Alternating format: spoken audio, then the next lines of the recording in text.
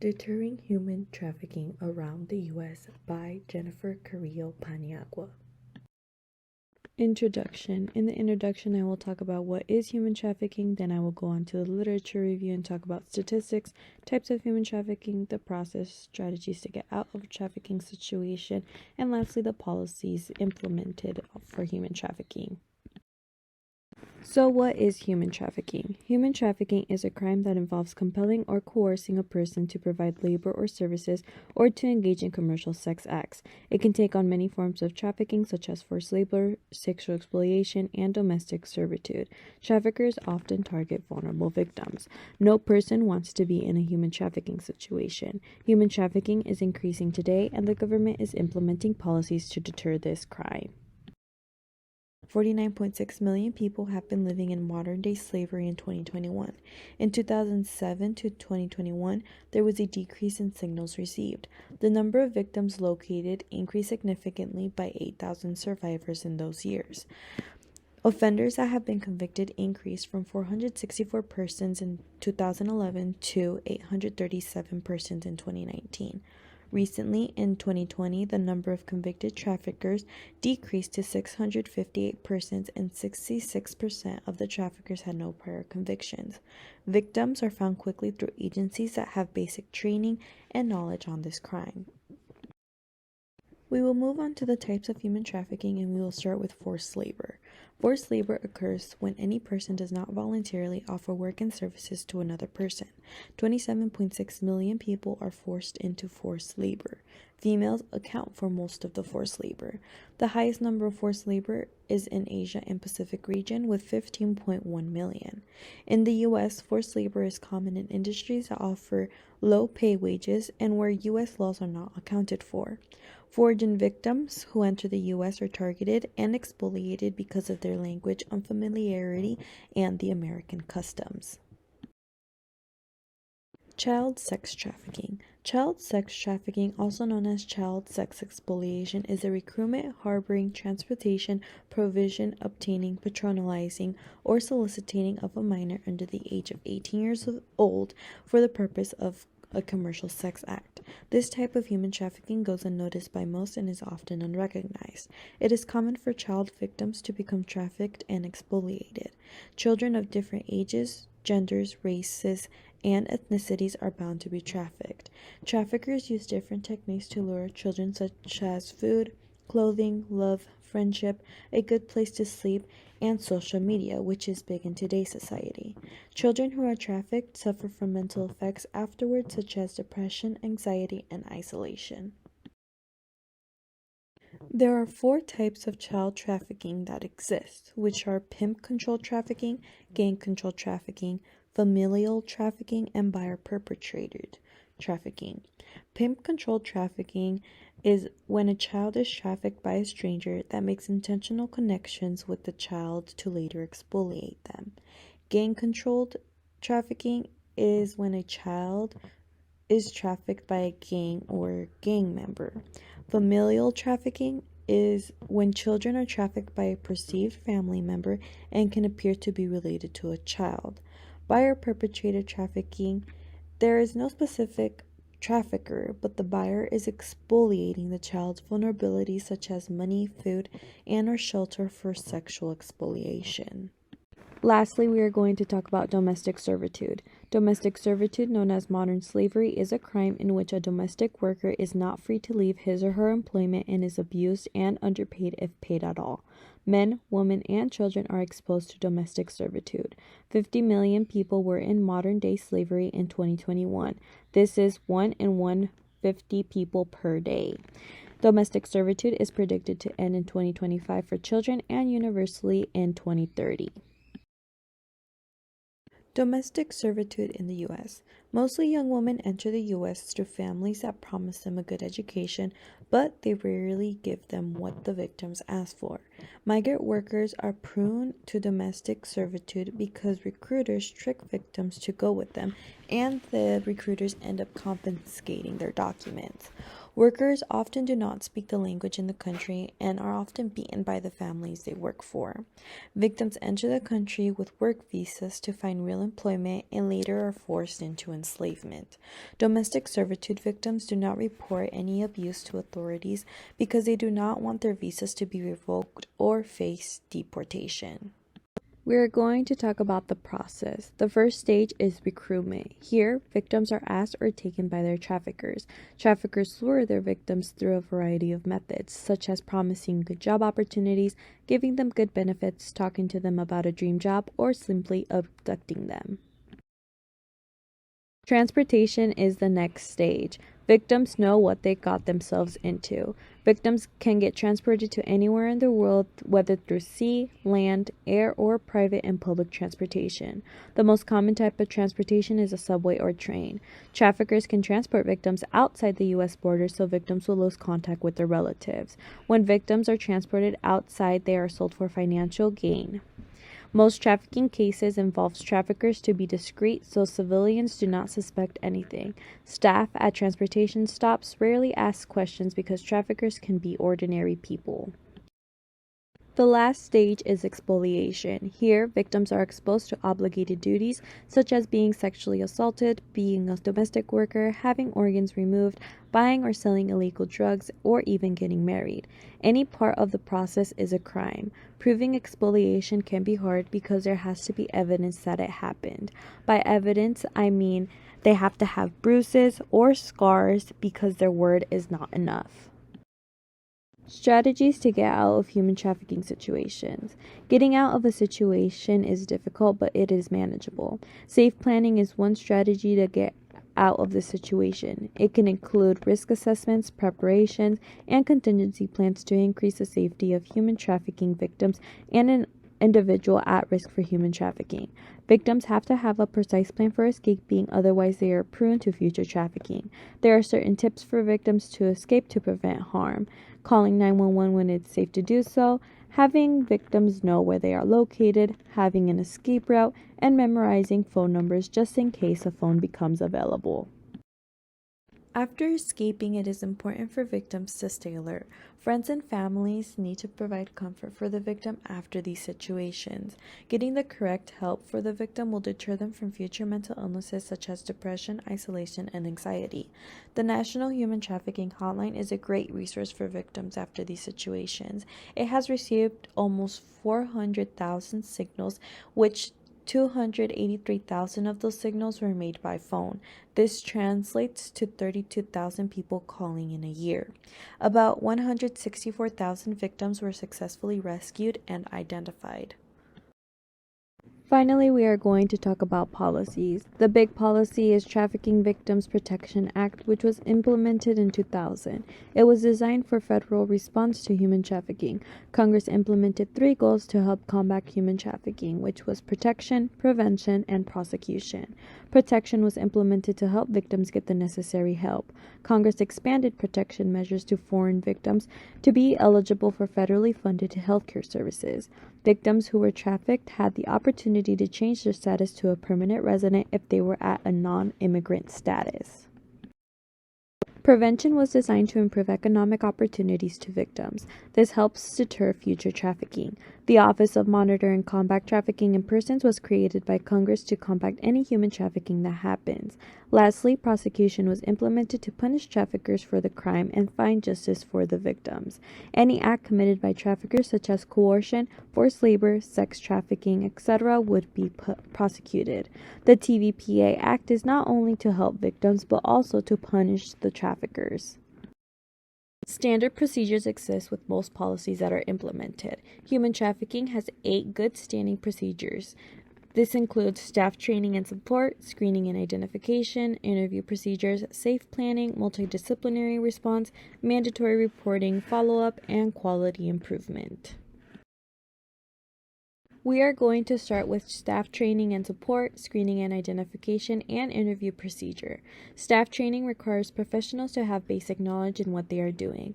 This helps them keep them up to date with their standards and helps them deal with the clients well. Asking traumatic questions to the victim can be difficult, so screening takes place to assess their mental health. and see where it lies. Interviewing a victim can be one way to identify their screening, and it helps professionals get to know them better. When interviewing victims, it has to be done in a private manner, otherwise, they can hurt them more. Safe planning and multidisciplinary response. Safe planning is one of the ways to exit a human trafficking situation, as well as a guide for victims for when they go see their professional. Like mentioned before, safe planning is used before, during, and after a human trafficking situation. This plan helps victims forget the situation slowly. When victims have different plans, this is called a multidisciplinary response because different people respond differently to situations, and professionals have to comply with the victims and understand their needs.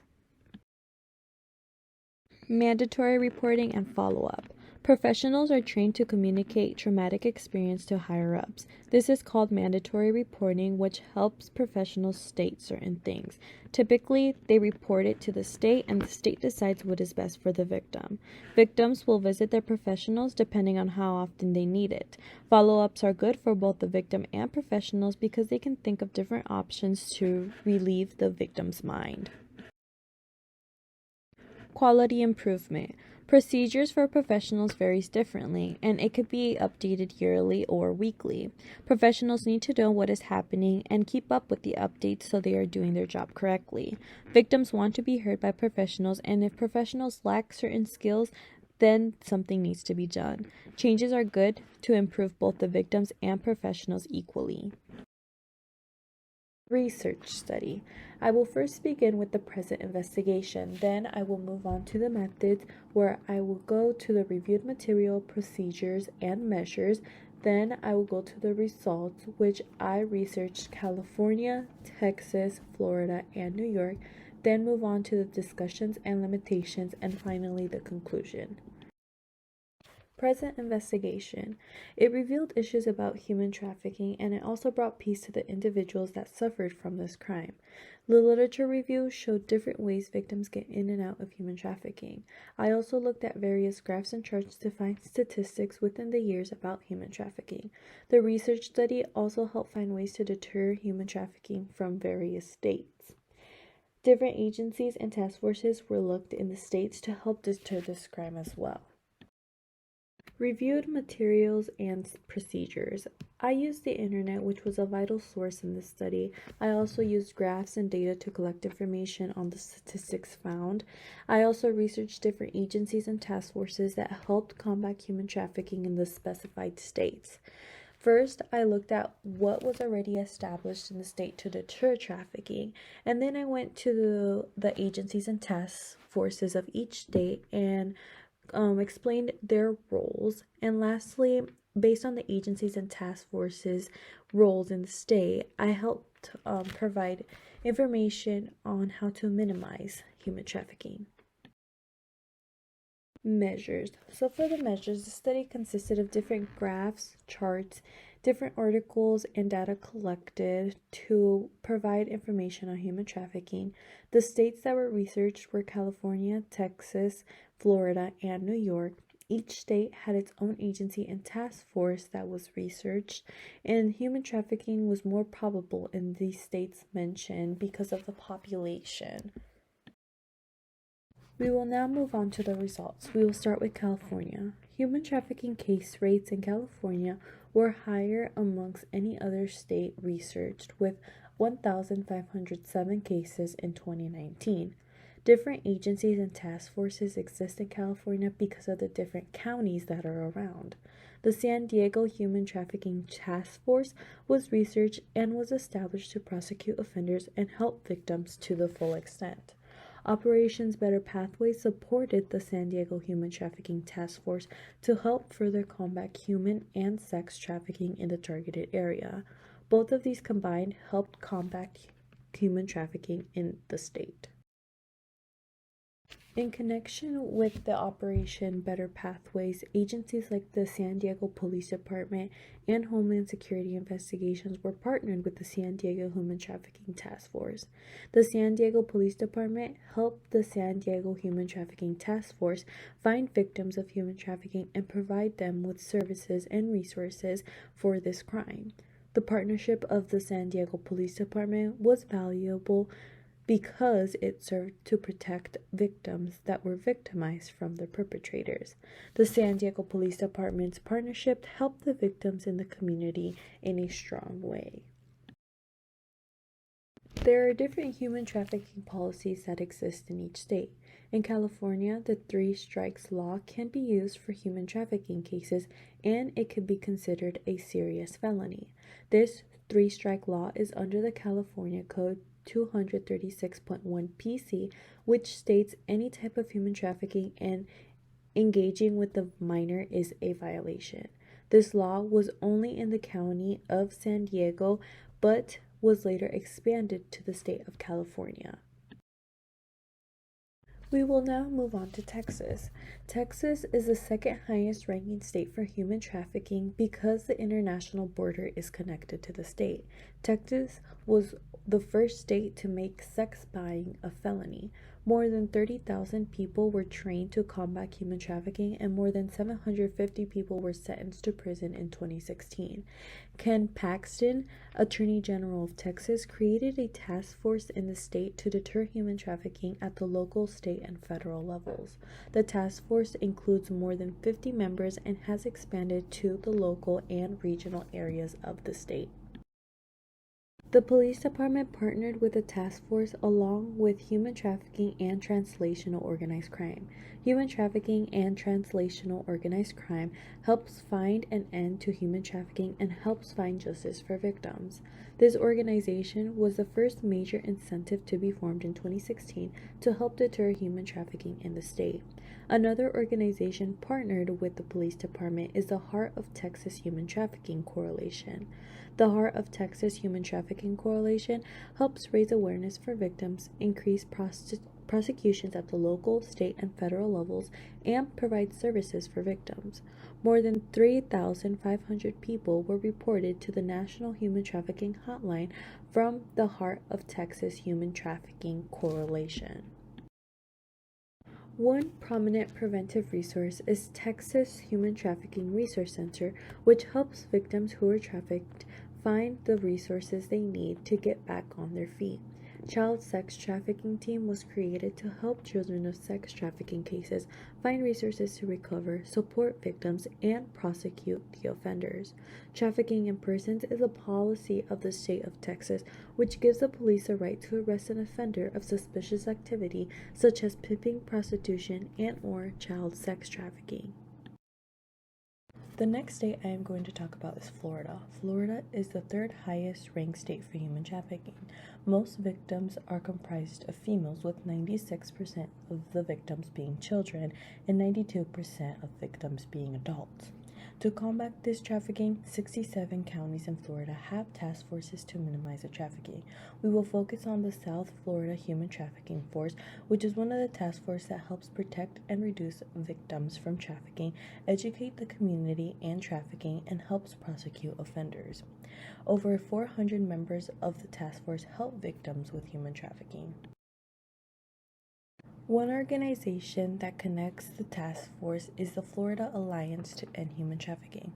What this organization does is it helps, supports, and assists the state to end human trafficking. Florida Alliance to End Human Trafficking has supported law enforcement, raised awareness for training, support programs for victims, and have strong connections with advocate groups. A policy that exists in Florida is the Florida state law. This law states transporting, soliciting, recruiting, harboring, providing, enticing, maintaining, or obtaining another person for the purpose of expoliation of that person. The law supported victims and helped find a reasonable punishment for the offenders. Offenders who commit these crimes are violating the law and is considered a third-degree felony. Florida became the first state to incorporate human trafficking lessons for children kindergarten through 12th grade, so they know the risk of human trafficking. The last state I am going to cover is New York. Human trafficking was illegal in New York since 1840. New York has a high rate of human trafficking cases, with females being 316, males 55, and gender identities 10. Because of the rise, New York implemented the Western District of New York Human Trafficking Task Force. Western District of Human Trafficking Task Force helps investigate and identify victims' trauma and experiences while also serving 17 different counties. Western District of New York Human Trafficking Task Force has 4 goals in mind to help victims of human trafficking. 1. Deter trafficking with collaboration of law enforcement. 2. Provide resources for the victim. 3. Have a victim-centered approach and investigate the trafficking and prosecute the offender. And 4. Raise awareness in the community to deter future crime. An organization that partnered up with law enforcement was the New York State Anti-Coalition. It helped aid resources to 140 human trafficking groups with their partnership, and they also helped law enforcement deter the crime, get the community involved, and offer services to victims. New York State Anti-Coalition gave a passageway to 2 laws, the New York Anti-Trafficking Law and the Safe Harbor Law for expoliated youth. The New York Anti-Trafficking Law provides a tool for law enforcement to investigate and prosecute the trafficking, along with offering assistance to victims. The Safe Harbor for Expoliated Youth Act is to stop criminalizing child victims of domestic sex trafficking and create services for the child victims. A policy in New York that benefited the city was the Assembly Bill 3331. This bill mandated district attorney's office to provide services to victims of human trafficking unless the victim denied the services. Assembly Bill 3331 was also extended to bus terminals and airports to help human trafficking victims. Preventive measures that were established in the bill were spotting signals for human traffickers, being aware of children who are being promised things, and knowing signals of relatives that could also be potential traffickers. Discussions and limitations. Various task forces from the U.S. were implemented to help human trafficking victims. Task forces use methods and techniques to help victims of human trafficking. Each state had different organizations and agencies that supported the task forces to help find justice for these victims. The policies and preventive measures in each state were different due to the different counties. The research explained measures to prevent further human trafficking and obey the law. The research was limited on the number of states, the task forces that were mentioned from different counties, and agencies that were involved in the counties. Overall, this research showed us the effects on human trafficking and how to combat it. It taught us the different solutions to get out of a trafficking situation, as well as knowing the manipulative techniques of traffickers. The research explained the policies associated with human trafficking and the different procedures to help victims. Different government solutions were provided for human trafficking victims. Task forces, agencies, organizations, and policies were looked to help further deter human trafficking in specific states.